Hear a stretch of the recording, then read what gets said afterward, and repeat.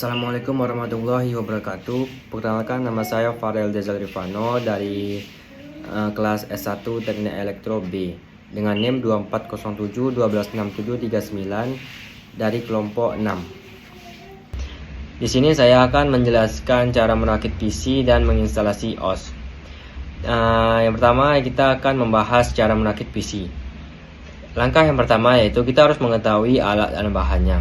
Alat dan bahan yang kita butuhkan pertama yaitu obeng plus, dan yang kedua yaitu baut, yang ketiga thermal paste, yang keempat motherboard, yang kelima kabel SATA, yang keenam RAM, yang ketujuh kipas pendingin, yang ke-8 prosesor, yang ke-9 power supply unit, yang ke-10 casing, yang ke-11 VGA card, dan yang ke-12 LAN card, ke-13 buku panduan, 14 hard disk, 15 kartu USB, dan yang terakhir yaitu meja dan kursi. Nah, setelah kita mengetahui alat dan bahannya, kita masuk ke langkah pertama. Langkah pertama yaitu yaitu persiapkan semua alat dan bahan. Letakkan semua alat dan bahan pada meja, gunakan ruang yang sesuai, tertutup, dan bebas debu. Idealnya ber-AC. Jangan ada yang merokok karena abu rokok dapat mengotori dan merusak komponen PC, terutama prosesor. Gunakan lampu penerangan yang cukup serta tempatkan air minum di tempat yang jauh dari meja agar menghindari adanya korsleting listrik. Langkah kedua yaitu mencuci tangan dan keringkan untuk menghindari keringat dan kotoran yang mungkin ada di tangan karena bisa menyebabkan karat pada komponen PC. Yang ke-13 yaitu casing yang akan digunakan dibuka terlebih dahulu, tutup sampingnya. Jika menggunakan casing model tower, dengan melepas keempat baut pengunci casing dan simpanlah kedua penutup casing di tempat yang aman dan tidak mengganggu. Yang keempat yaitu pasang switch power supply atau PSU adapter pada tempat yang telah disediakan pada model tower, biasanya tempatnya di sisi paling atas.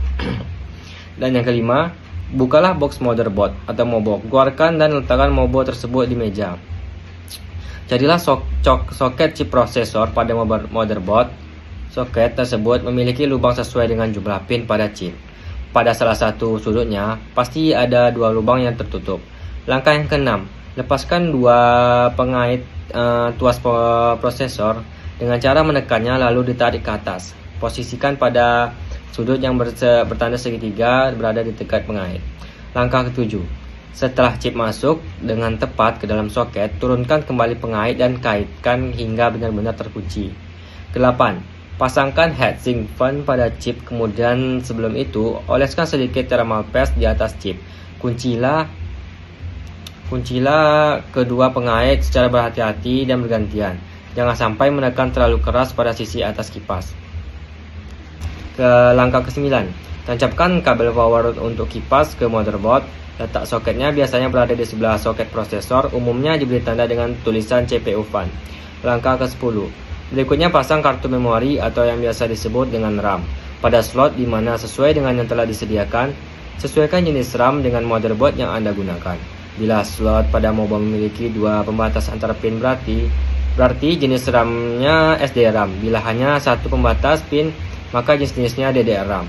Buka tuas pengunci, jika sudah pastikan tuas kunci terkunci kembali.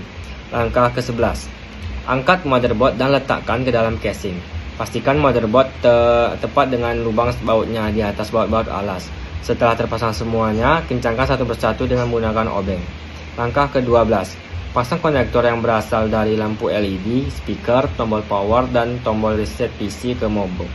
Letak pinnya biasanya berada di dekat slot PCI. Meski harus berhati-hati, tak perlu khawatir. Pemasangan konektornya terbolak-balik.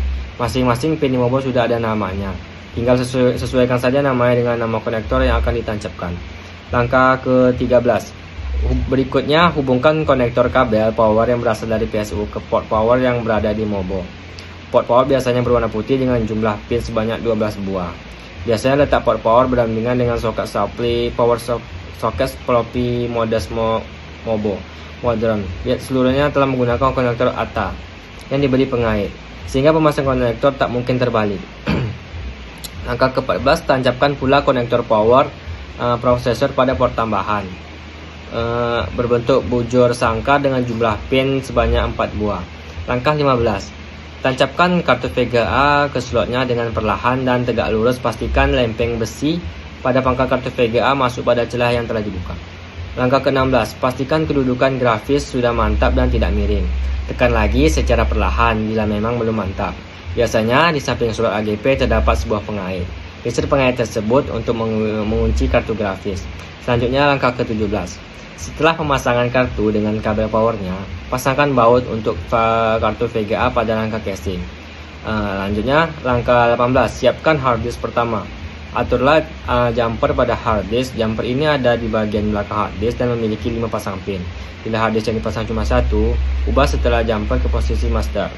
Langkah ke-19, pasang kabel data ID jenis ATA 66 pada part data di belakang hard disk yang punya pin 49, atau jenis SATA bagian yang tak berlubang dari ujung kabel data harus ditempatkan ke bagian port yang tidak ada pinnya. Biasanya soket power untuk hard disk, lalu pasang ujung satunya dari kabel data tersebut pada soket ID1. Biasanya berwarna biru dan ditandai dengan tulisan ID1 primary. Cara pemasangannya sama dengan hard disk. Selanjutnya langkah ke-20. Pasanglah kabel power dari supply ke hard disk. Port kabel ini punya 4 pin berukuran besar. Pasang dengan pas hingga seluruh konektor yang mentok. Langkah ke-21. Pasang hard disk pada drive by berukuran 3,5 inci. Drive by tersebut biasanya juga cocok untuk memasukkan floppy drive. Jika sudah pas, pasangilah bautnya di bagian kiri dan kanan. Langkah 22. Sebelum menempatkan CD drive, bukalah dulu penutup dari plastik. Biasanya ada 2 lapis penutup dan lempengan logam untuk plastik. Tinggal ditekan penutupnya di bagian dalam, sedangkan logam diperlukan tang untuk memotongnya, karena penutup ini menyambung dengan rangka casing. Langkah ke-23. Setelah memasukkan CD-ROM drive ke dalam bay, posisikan dengan tepat sehingga posisi dengan drive pas dengan permukaan depan casing. Setelah itu pasanglah baut pengencang di bagian kiri dan kanannya. Langkah ke-24. Pasanglah kabel SATA jenis Ultra ATA 33 untuk menghubungkan jenis dengan MOBO. Jenisnya sama dengan kabel data untuk hard disk, maka cara pemasangannya. Nah, selanjutnya langkah 25. Pasangilah kabel CD audio yang disediakan pada paket CD-ROM drive yang dibeli pada port audio di belakang CD-ROM drive yang memiliki 4 pin kecil. Kemudian pasangkan ujung lainnya pada kartu suara, tepatnya pada sepasang pin yang bertuliskan CD-in. Langkah ke-26. Setelah itu pasanglah kabel power untuk CD-ROM drive. Pemasangnya sama saja dengan pemasangan kabel power untuk hard disk. Ambil saja salah satu kabel power dari power supply dan pasangkan pada port power dengan 4 pin besar yang ada di belakang CD-ROM drive. Untuk pemasangan drive optik lainnya seperti CD-ROM drive, DVD-ROM drive dan sebagainya, prinsipnya sama. Langkah terakhir yaitu langkah 27, yaitu mengenal port. Di dalam mengenal port ini terdapat berbagai bagian, yaitu yang pertama colokan mouse atau PS2, dan yang kedua colokan keyboard PS/2, yang ketiga colokan USB, yang keempat port COM, yang kelima port paralel, yang keenam colokan VGA, yang ketujuh port MIDI, yang ke-8 audio out warna hijau dan hitam, yang ke-9 audio in, yang ke-10 line in, yang ke-11 audio in warna biru untuk peranti musik. Selanjutnya yaitu cara menginstalasi OS. Langkah pertamanya yaitu download aplikasi Rufus.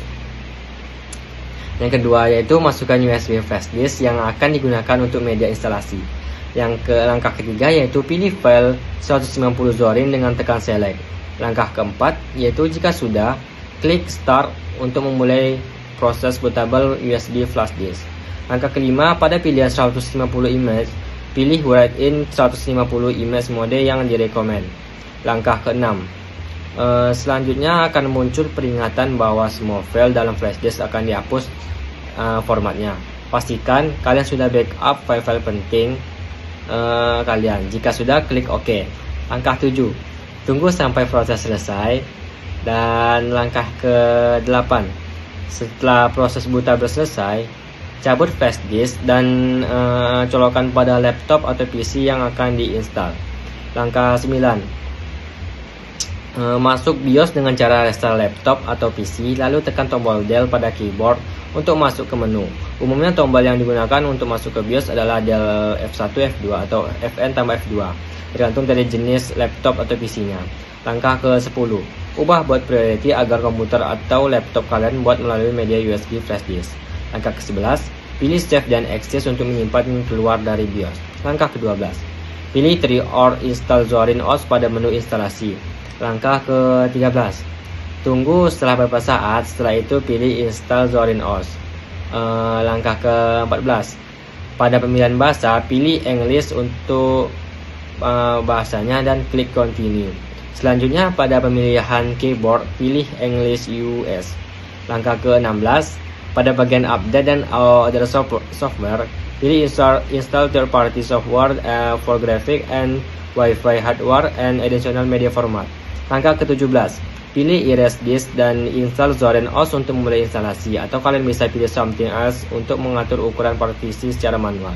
Langkah ke-18. Pilih continue untuk memulai instalasi. Langkah ke-19. Pilih zona waktu Jakarta.